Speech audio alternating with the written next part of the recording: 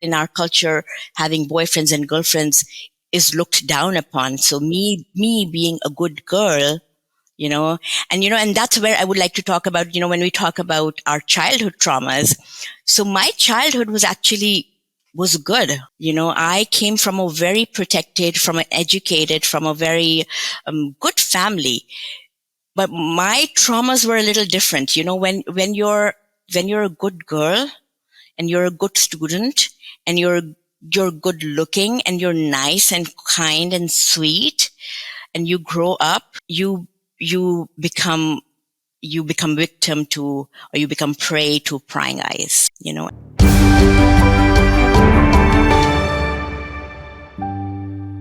Hi, everybody. Welcome back to Flip That Shit. I am your host, Stacey Urig, and I'm so excited to bring you guys my guest today, Hina Fatima, who is residing in Fresno, California. I am so excited to have this conversation because if you know me, you know trauma is my jam. I could talk about it all day long.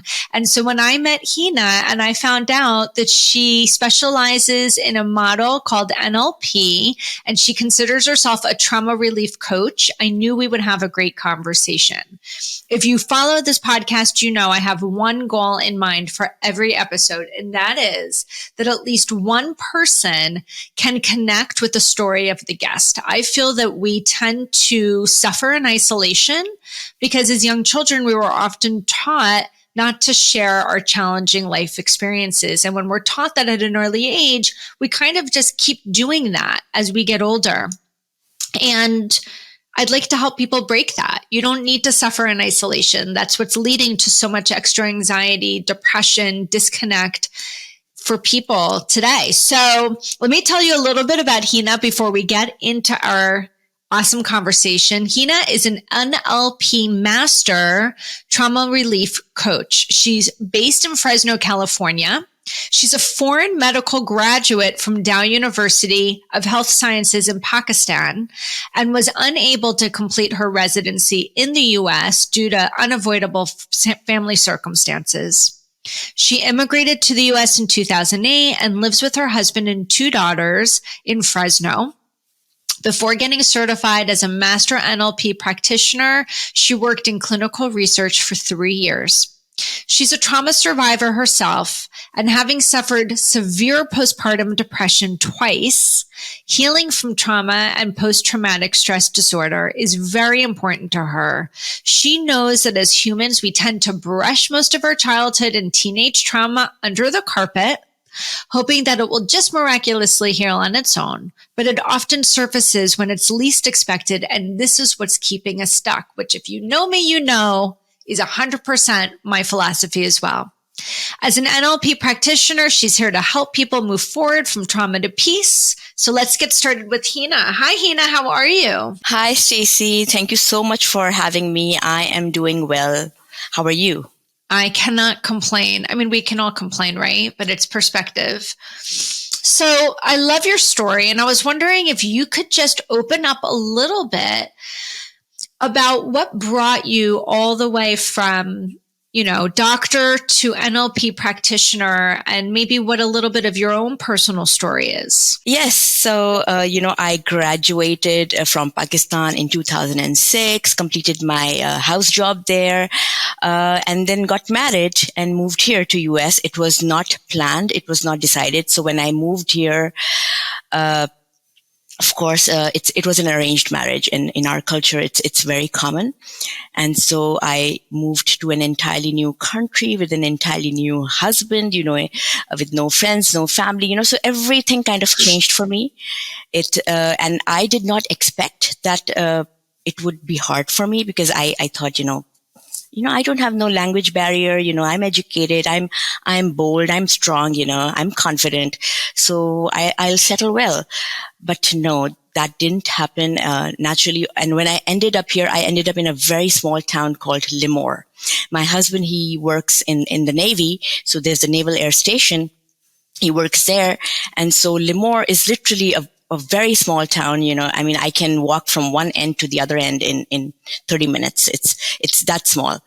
And so coming from a city like Karachi, you can compare it to New York, a very hustling, bustling, it's a big city of Pakistan. So coming from there with all my family, with all my friend, with all my childhood, with all, like everybody, everything being there, I was born and raised there, coming here and ending up all alone. My husband thought it was ideal for me to start studying since I have no distractions, and he's like, you're home. You can just go ahead and study and prepare for your exams. But no, that silence was actually hard for me. I couldn't do it. And me being a social person, I'm an extrovert. I'm an outgoing person. I needed that. And that's where that depression set in. It started setting in. And I was, of course, because when you're newly married, even people who are in love marriages, marriage itself takes time to adjust, right? So, of course, we were having a little hard time, settling in. Both of us, we were trying to get to know each other. It's like two strangers now, all of a sudden, in the same house, in the same room, and you're expected to live. You're now married. And so it took me a while with that. And then I had my first daughter.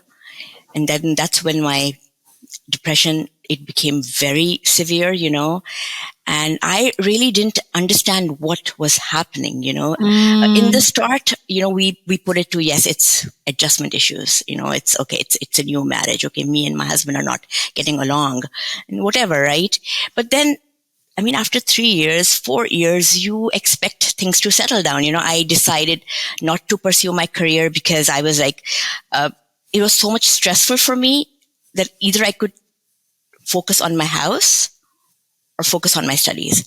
And so naturally, I gave preference to my family. When I had my daughter, she was 6 months, 7 months old, and I went to Pakistan, and I literally made up my mind, I'm not coming back. And everybody was like, well, you have a daughter, and they all knew, like, it's the PMDD.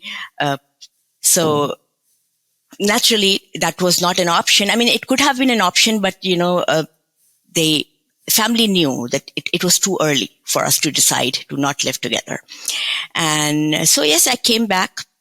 And then that's when I was like, okay, I'm not going to take the stress of my studies, but I'm going to go and make a life and do something.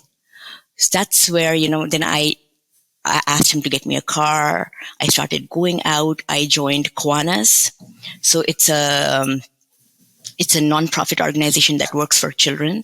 And so I was home and I was taking care of their newsletter and, whatever their stuff, online stuff that I could do. I started blogging. There was a health and wellness website that took me as a ghostwriter. So I started writing articles for them, just stuff to keep myself busy, to keep myself engaged, Then I had my second daughter. That was crazy too. I remember when I had that, I had a huge fight with my husband, and it was chaotic. That fight was very bad. And then I joined Mom's Club of Fresno North just because I needed to get out and make those friends. We being in Limor, there was no community. So we moved to Fresno because we had a bigger community. I joined the Moms Club. I became the membership VP. I did everything to settle, 2019 was when my mother-in-law passed away. And when she passed away, my husband was in Chicago for a few months because she was in the deathbed and she was taking her time, passing away. And that's again when it hit. And that's when my friends told me, Hina, you are a doctor yourself. You need to go and see somebody. Why are you doing this? It keeps coming back. Meaning the depression. The depression, and what it does is that it incapacitates me, In what way? I have so many questions for you, but I guess, given that the mission is to get people to connect and hopefully someone is connecting to this story, how did depression show up for you? How did it keep you stuck? Okay. So in the start, when I came in, for me, in the end, the default became anger. Because, I personally believe, as a trauma coach too, that there are two kinds of people. One who submit, who go in their cocoon, who just, hide, who withdraw, and the other ones who fight back, and I was a fighter. Me too. Right. And, like how we tell men, we say that men being strong because they don't cry. What's their way? How do they express whatever they're feeling? It's anger. Right. And that's what I had started doing. I would just be angry all the time. Everything would make me angry. I mean, I would get overwhelmed and I would get angry. That was one of the things. I lost my sleep. I was having sleep paralysis, which is literally, I would wake up and I would know that I'm sleeping. Like my mind would know that I'm in bed and I'm sleeping, but my body is still asleep. So my mind is awake, and I would feel like somebody's behind me, somebody's sitting on the bed. I would feel like I remember once I held my husband's finger, and then in my mind, I'm asking myself, am I sleeping? Or am I up? Is he really there? Because I was aware that this has been happening. I was aware that this kind of hallucination is happening. So even like in my dream, in that sleep, I'm questioning myself, am I sleeping? Or am I awake? And, and I'm feeling, and I'm like, no, he's there. I feel it. And then after 10 minutes, I woke up and he's not there. And I'm like, wow, it felt so real, so. And then like later on, I found out that's what sleep paralysis is that you're sleeping, but your mind is up, Yeah.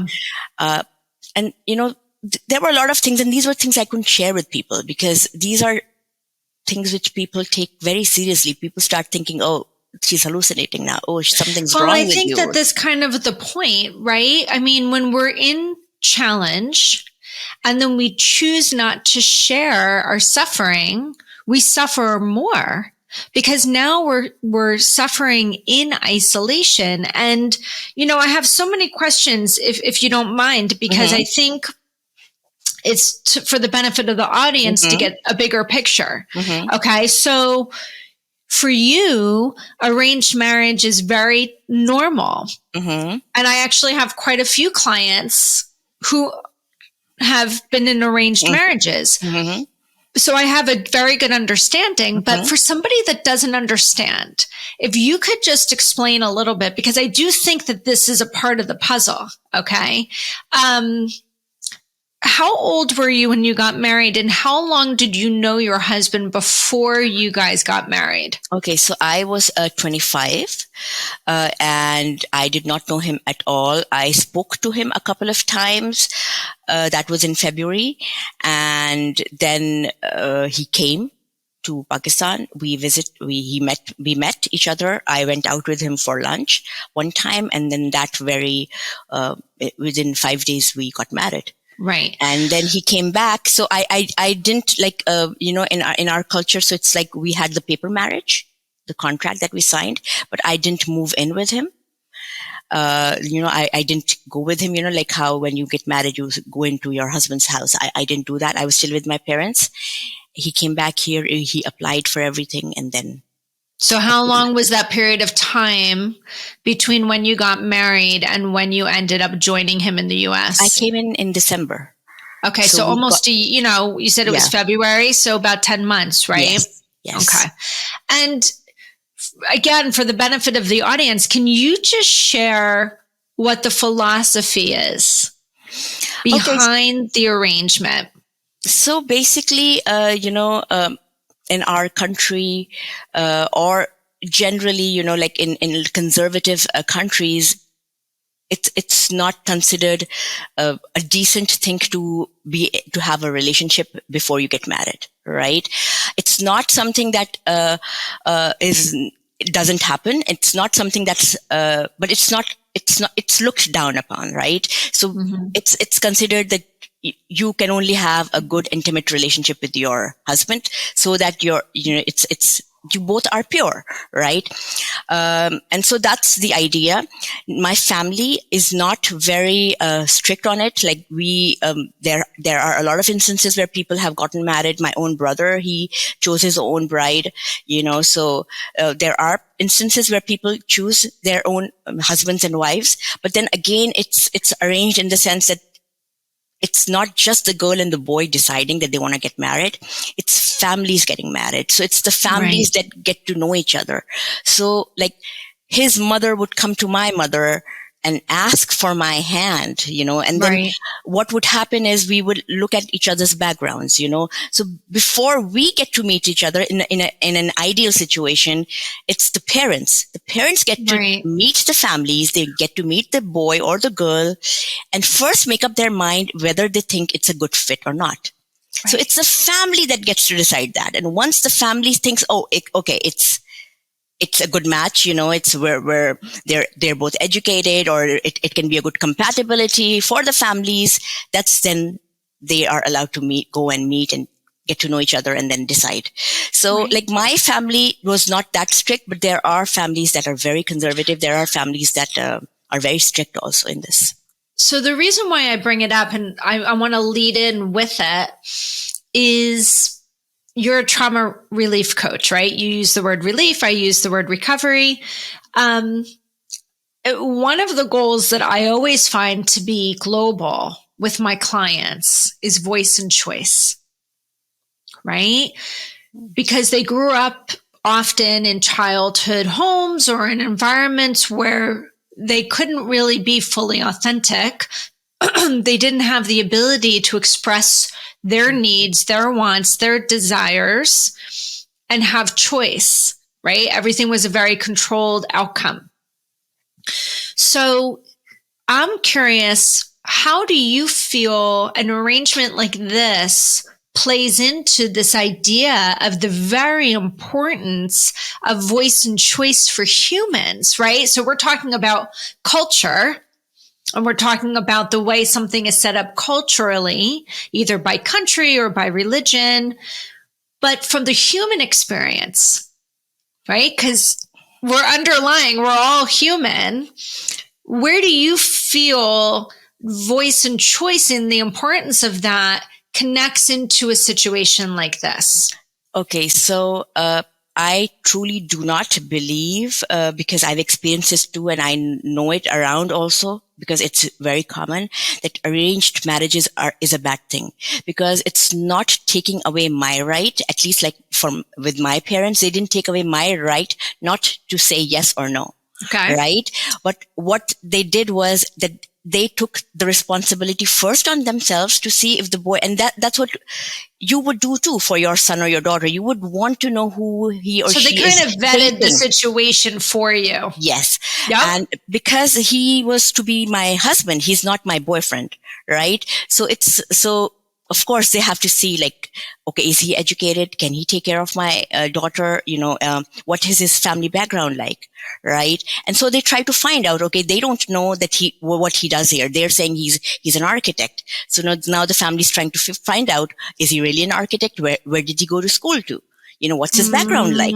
Just to get to know get to know his family.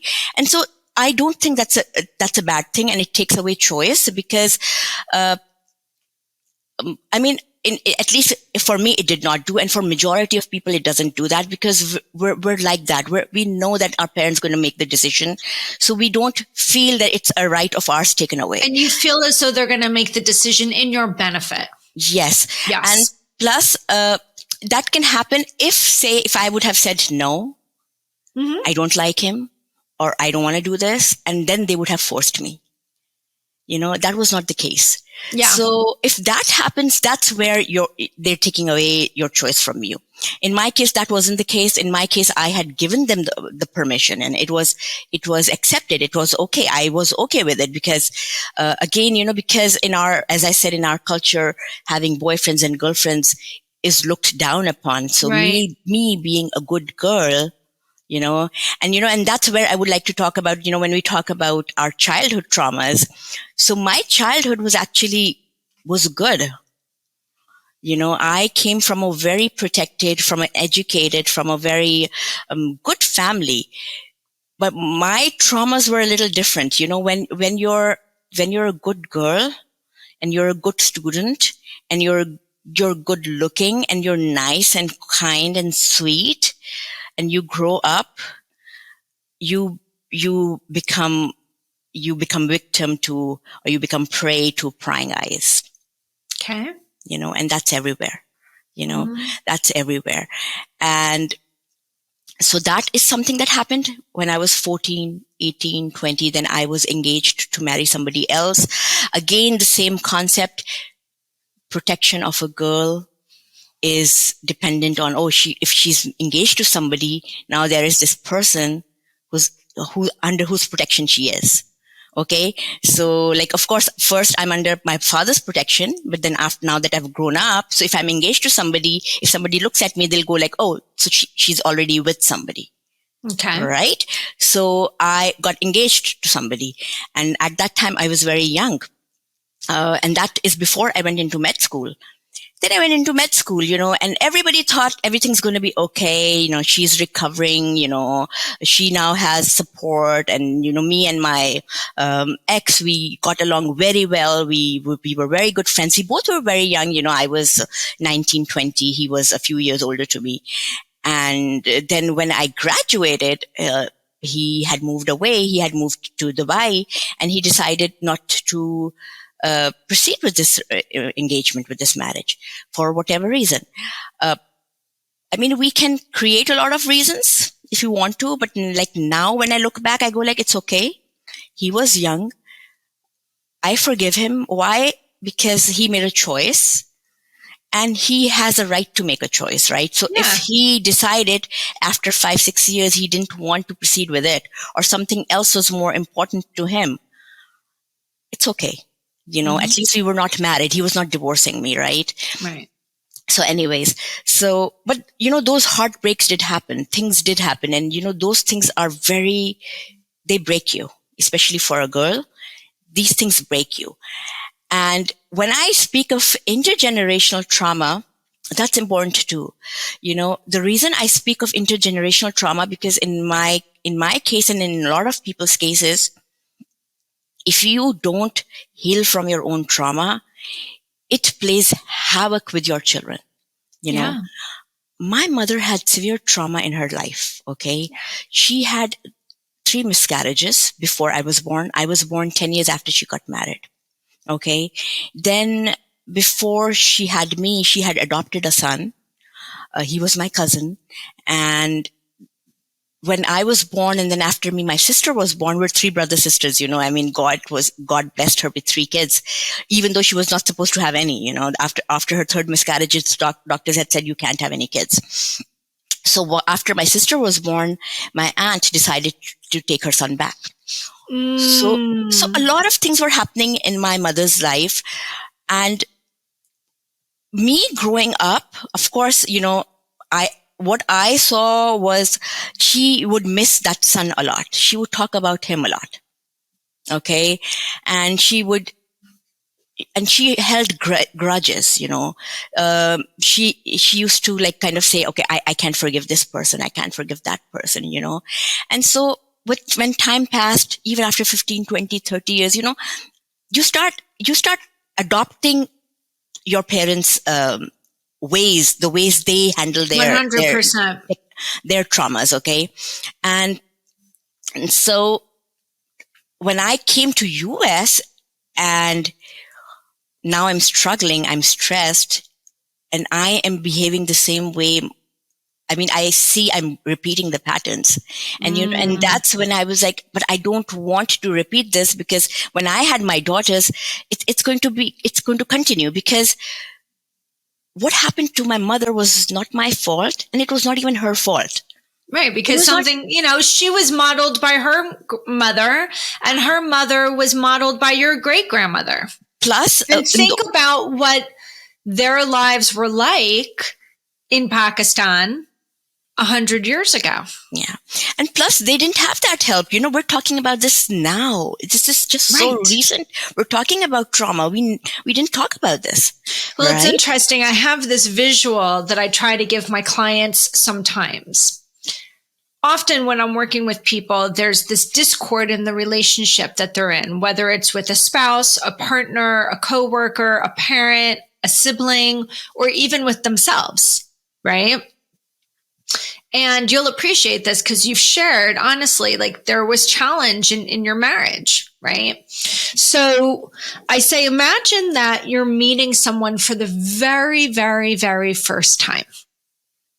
And you're comfortable with each other because it's a simple situation. Maybe you're having coffee or you're meeting at a park, but there's no real crisis. There's no real challenge. You're just meeting for the first time. What we don't see is that each one of us is carrying an invisible backpack. And in that backpack are the tools, the techniques that we've used and learned to manage crisis or stress or discomfort. Yeah. And in addition to that, what's in the bag is the way our parents did it and the way that their parents did it and their parents and their parents. Yeah. Yeah. And what I think often happens is we get into then a mode, a situation, an environment where we automatically need to go pull from our backpack. We don't know that there's really anything wrong with the way we're showing up. And then we see this other person who we're now spending so much time showing up in the same circumstance, pulling something very different out of their backpack. Yes. And we get angry with them. Yes. Why can't you just cope with it this way? Why can't you just see it from my point of view? Well, what we don't take into account is that this person's had a whole life and a whole lived experience before they've ever met you. In addition, you could have a sibling, you could have a twin, for God's sakes, but you could have a sibling who lived in the same household, but put different coping strategies in their backpack. Okay. All this wisdom comes with time, like all of this is the stuff that a 20-year-old wouldn't understand. This is what but I'm hoping, I think now people are now talking more about trauma, more about intergenerational trauma. This term cycle breaking is coming up. So we're heavy, right? Because we're carrying all of this technique from 6, 7 generations back, and it's a lot. So I feel like in this particular generation, we're finally saying it's too heavy to bear. I can't carry this anymore. Let me take the backpack off, open it up, and see if there's anything useful in here, anything that I really choose as an adult.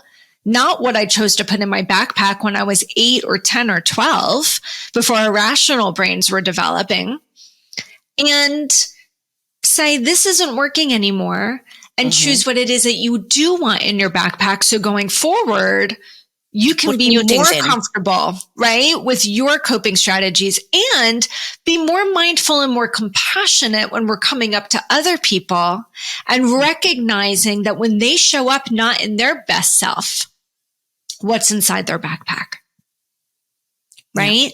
Yeah. So I know that we agree kind of on that concept and that visual. And I'm sure you are talking about intergenerational trauma a lot. It's a very common topic for us when I'm working with my clients. It creates that radical awareness of it didn't start with me. Yes. Right? Which can give you a little bit of grace and remove a little bit of that layer of shame that we end up walking with. And even if it started somewhere else, not to blame them because they didn't know any better. They didn't know any better, and it's funny. I just did a post this morning.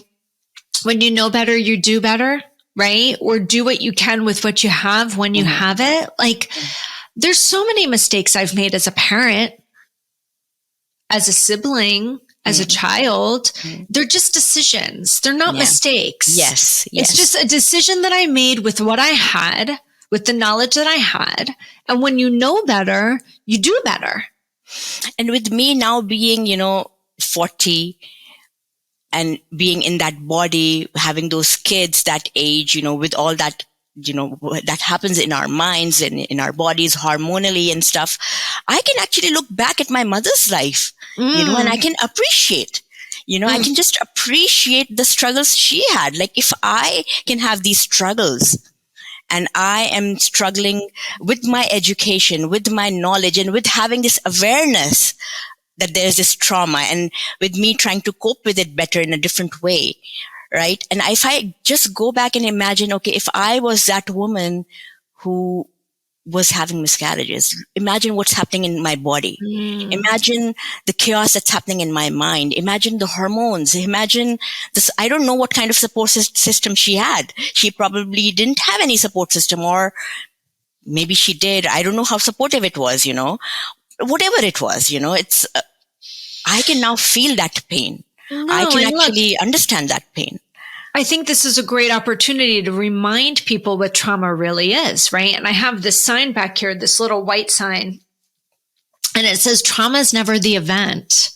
Trauma is how the experience is interpreted in our mind, body, and psyche. So imagine, I'm sure there's a listener who's had a miscarriage. The trauma of that is not the event. It's the powerlessness. It's the lack of control. It's fear. It's helplessness, right? So then if that's happening over and over again, now you're in this hypervigilant state, even thinking about getting pregnant, of could this happen again? Do I really have control? Right? In your particular case, you were mentioning sexual harassment and all of these different experiences. Same thing. The event, yes, it's very scary. It's very traumatic.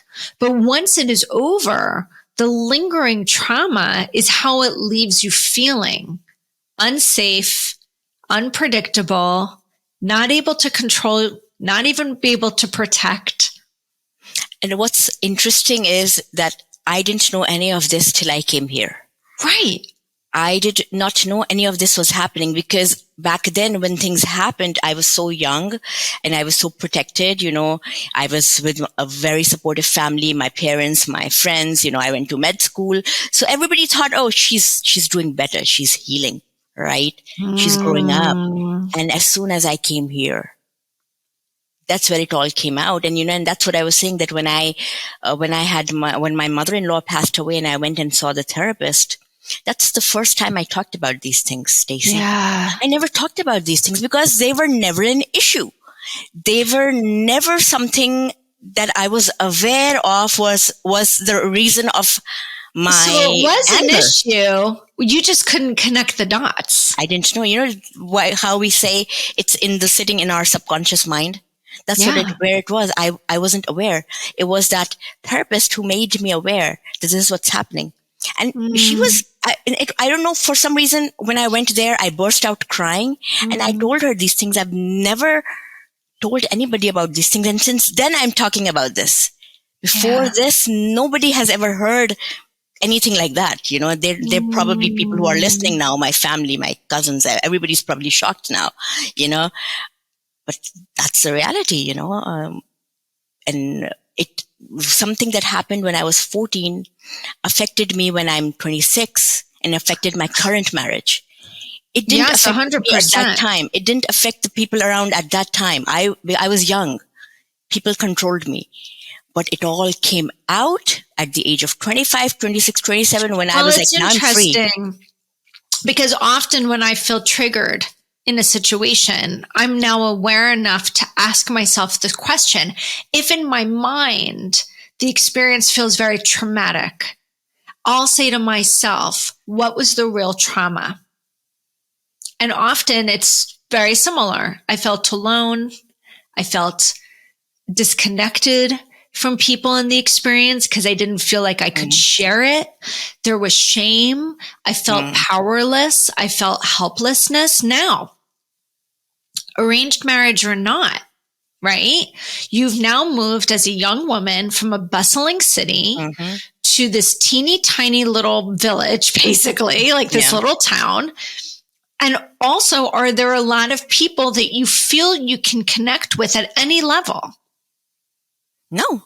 Right. So now there's this deep sense of disconnect, right?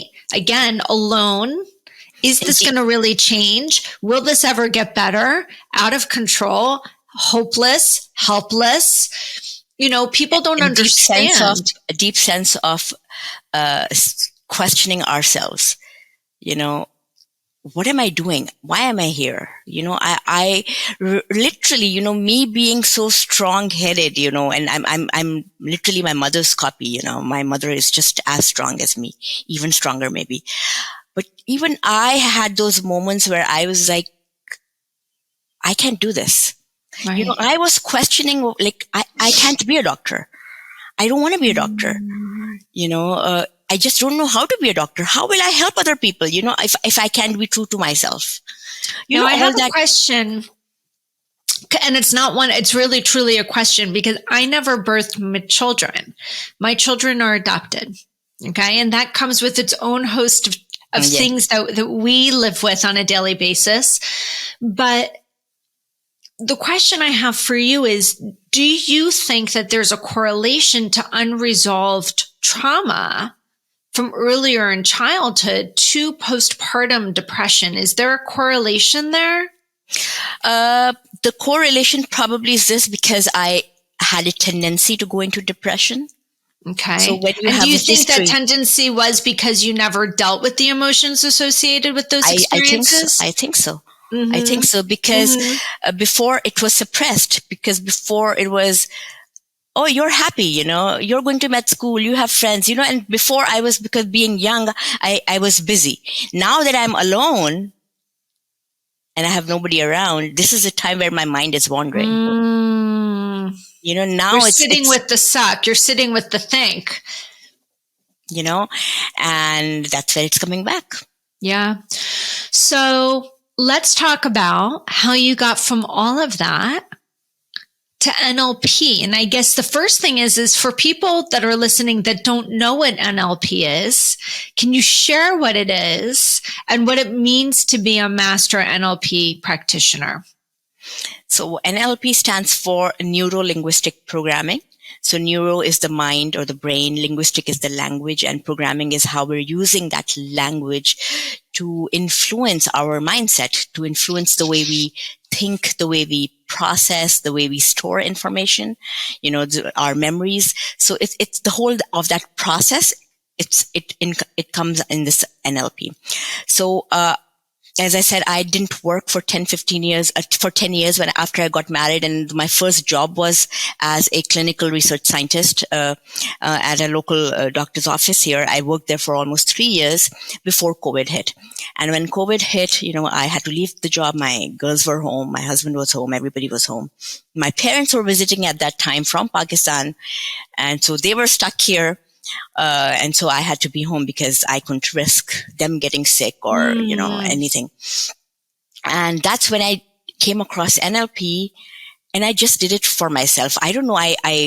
Somebody, I think a friend of mine had just done NLP, and she had announced on her Facebook, I am an NLP master practitioner, blah, blah, blah. And I looked up, what is it, and then I contacted her, and then she told me a little about it, and I started researching.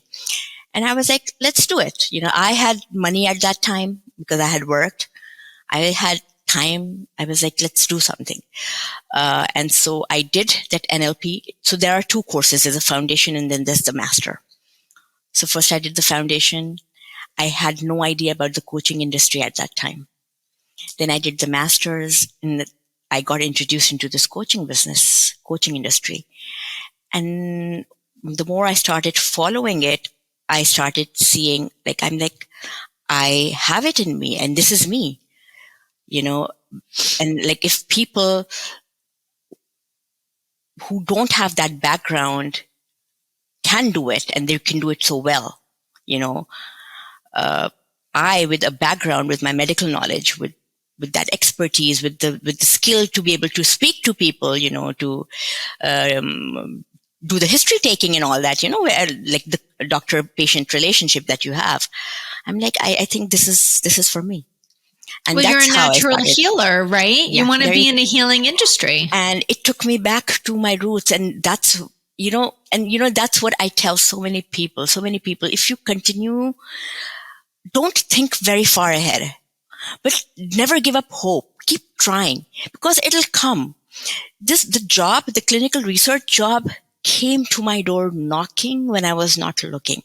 Right? And then this NLP came to my door, just because I knew that I wanted to do something, and I kept on doing whatever I could, whatever was coming my way. I never stopped. I never sat and did, okay, I can't do it. I'm just going to be a housewife. I'm not going to do anything, or I've given up. I did give up on my career, but it didn't mean I couldn't do anything else. Well, you gave up on that career. Yeah, but I did do something, I gave up on that at that time because it was hard at that time. You see, the thing is, you have to give 3 USMLE exams. If they would have given me residency directly based on my degree, I wouldn't have no problem. But, there were those 3 exams that I had to give, and I just didn't have the energy or the mental focus to sit and study. Once you get married, it changes. Your life changes. Yeah. As a student, it's different. You're not thinking of anything but studies. Now, can you give the listeners just a little taste or an example of what an NLP session might look like? Okay. So when I work with my clients, my sessions are normally 60 to 90 minutes. They may even go longer, because I have a rule, and my rule is that I do not like to leave my clients in an activated, triggered state. So when they leave me, I want them to be in the most natural, normal state, the way they came to me. Right? So NLP is basically an experience. It's a process. It's not just talk therapy. It's literally visualization. Okay. So we have these 5 senses, right? Sight, the hearing, taste, smell, and, of course, touch. And that touch, this feeling can be external when we touch something, or it can be internal, like feeling your chest being tight, or shoulders being heavy, or headache. These are feelings these are sensations that are happening inside. So we have these 5 sensations, and everything that we're coming across in the world since the day we're born, everything that we're putting our eye on, everything that we're hearing, it's going there in our mind. Some of it gets stored, other gets filtered, but there's no way for us to know what's getting stored and what's getting filtered. If I tell you today to think of the earliest birthday that you've had or you've attended, you might remember all of a sudden a birthday party you attended when you were 5 years old, or you were 2 years old, or 3 years old, right? And you weren't even aware that you remember it. Why? Because you're now making a conscious effort to think of a time. Okay, I used to live in those apartments. We used to go to that school. I had that friend. Oh yes, I went to her birthday party. You're making a conscious effort to access a particular memory, which you weren't even aware. So in the same way, a lot of our memory gets triggered when we see things or experience things. For example, you smell a particular food, and it automatically takes you back. Oh, my grandma used to make similar kind of a lasagna. It smelled the same way. And now you're actually reliving that moment. You're reliving that time. So it's happening automatically, and then you can do it on demand as well, right? And that's what's happening with negative things too. Why do we get triggered? I felt unsafe. My husband said something to me, and it elicited a certain response in me, a certain reaction in me, a certain thought in me, a certain feeling in me. And then I responded because it took me back to a time, and it's happening automatically. I'm not controlling it. Do you respond as though you're in that prior time? In that prior time, because I'm responding as if like he's the same threat that was there 20 years ago. Well, and isn't it true that these memories are not really time bound? No. They're stored in a part of the brain where that doesn't really, it's not a constraint. And plus, they're not in our control. We're not even aware that that's what we're doing. We're not even aware that we're comparing the person in front of us with somebody who was in our past, a parent, an abuser, an ex, anybody, a teacher, anybody. And so once we become aware of it, we can change it. Like if we can access a negative memory or a negative state, we can access a positive state too. Right? And so with NLP, I have people go through that experience and I have them change that experience. A person remembered, one of my clients, she remembered her mother being as a not a very nice person. What she remembered was her always getting upset and screaming and shouting. All right. And then one day I just had her imagine, okay, go into her mother's body and, just experience what her mother was going through.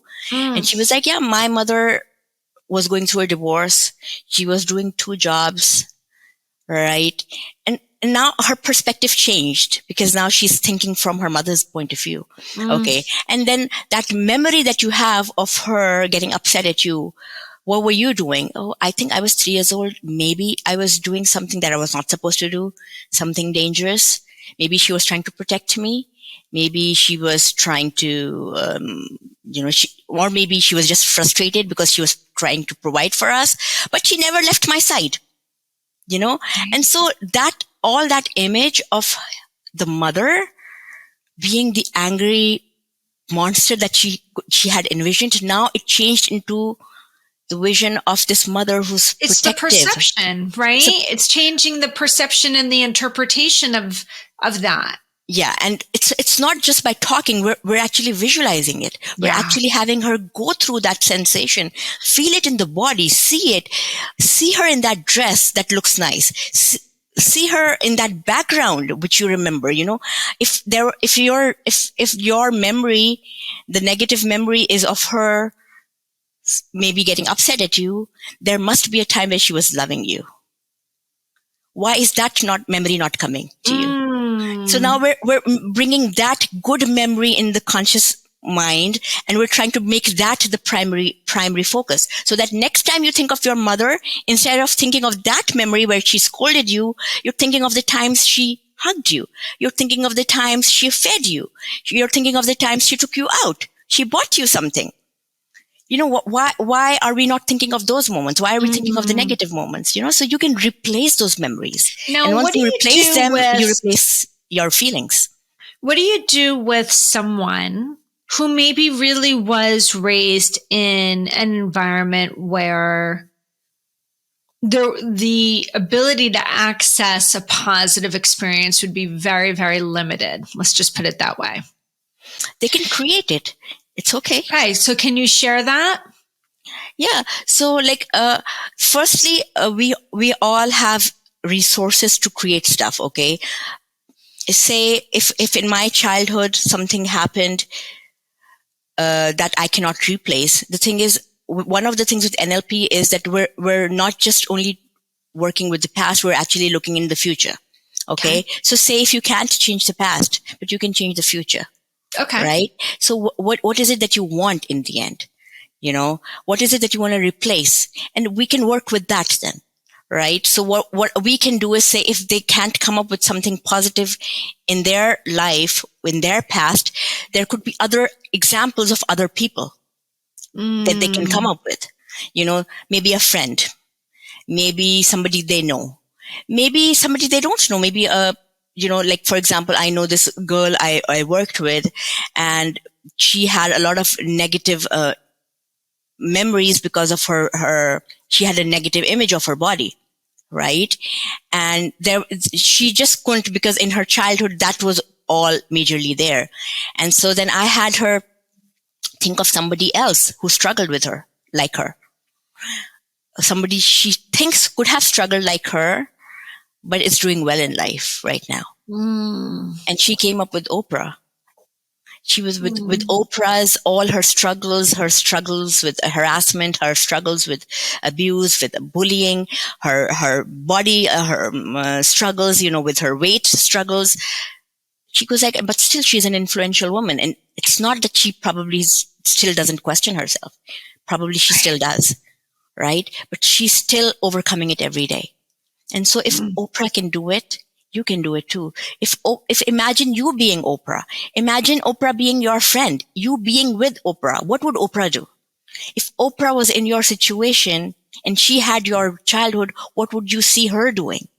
Well, and I think this gets back to what we were talking about before. When we're doing it in isolation and not in solidarity with someone else, it creates that sense of being alone in a circumstance and it not being able to move forward in a positive way. Right? Yeah. Fascinating. I'm even thinking I could benefit from an NLP. An NLP session. I'm thinking in my mind, okay, if I were to talk about this one particular thing that I have a hard time rectifying or addressing in my own life, which I do have something in my head that I'm like, all right, I've never tried NLP before, done a lot of other things, but this is not something I've ever done. And I really don't want this feeling in my life anymore. So maybe we will chat with that afterwards. Great. You're more than welcome. Yeah. And so it's a good segue actually to how, if somebody's curious, because I'm definitely curious and intrigued, how can somebody find you? How can they learn more about what it is that you do? Okay, so my website is very easy, healwithhina.com, HealWithHina, healwithhina.com.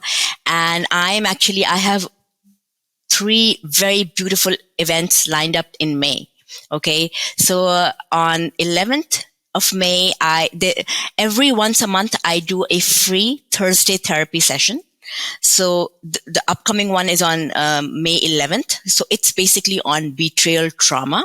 Okay, I can share the link if people want to join. It's going to be free. It's going to be an hour-long session in which, again, I talk about betrayal trauma and I talk about how NLP can help with that. And then on May 16, I'm actually hosting a talk show. And that's on reclaiming love, healing trauma to build better relationships. So I have 3 beautiful guests and people, you all are more than welcome to attend that. And then following that, last week of May or probably first week of June, I haven't yet decided my dates yet. There's a 5-day boot camp that I'm doing. And that 5-day boot camp is basically kind of an overview of what I do when I work with clients. So my work with my clients is a 6-week program that I do, which is more personalized. And then there's another 6-month program that I do in which I cover 4 things. One is confidence. You're good enough. People who have any form of trauma, who experience any form of trauma, the first thing they do is they start questioning, am I good enough? Am I competent enough? Can I do this? So that's the first thing. The second thing is, am I safe enough? Feeling safe in their bodies, feeling safe in their environment. Because once you feel safe in your body, in your environment, you can create that safety net around you, right? Even if you're in an abusive relationship, say, but once you like, okay, these are my boundaries. I will not allow this. You can move away from that toxic environment. But for that, you have to first feel safe in your body and decide what your parameters are, what you want in life. The third one is, am I worthy enough? Why am I in this world? What's my purpose? Am I lovable? Why should people love me? That's the third question people ask. And the fourth is, we all want to be in control. So when we lose control, that could be in the form of anger, aggression. That could be in the form of not being able to set boundaries, becoming codependent or people pleasing. So, that's where you don't have control over yourself, right? So these are the 4 aspects. So in that 5-day boot camp, basically each day is on one topic, and I will be going over that. And this is what I do in my 6-month program.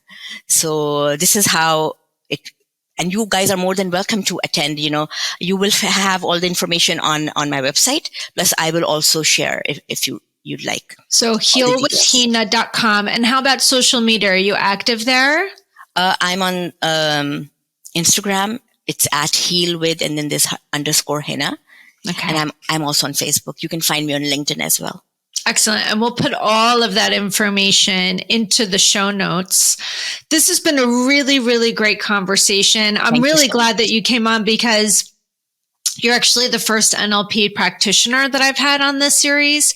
And it's something that I'm really intrigued by as a trauma recovery coach. I tend to work at that subconscious level with rapid transformational therapy, which incorporates a little bit of NLP, but it's not pure NLP, right? So if this is something that intrigues our guests, I want to remind them all the information's in the show notes, but what you want to do is you want to go to Hina's website, which is healwithhina.com. And do you offer any kind of free chat or free discovery call or connection at all? Yes. Okay. Yes. So people can sign up for that as well, just to get a one-to-one, just feel attunement with you. So this has been amazing. I usually love to end each episode with, something that people can access for free or for low cost. And I've always shared that when I was at my lowest point, in the more recent times, like 12 years ago, I did not have the money at all for any kind of formal support.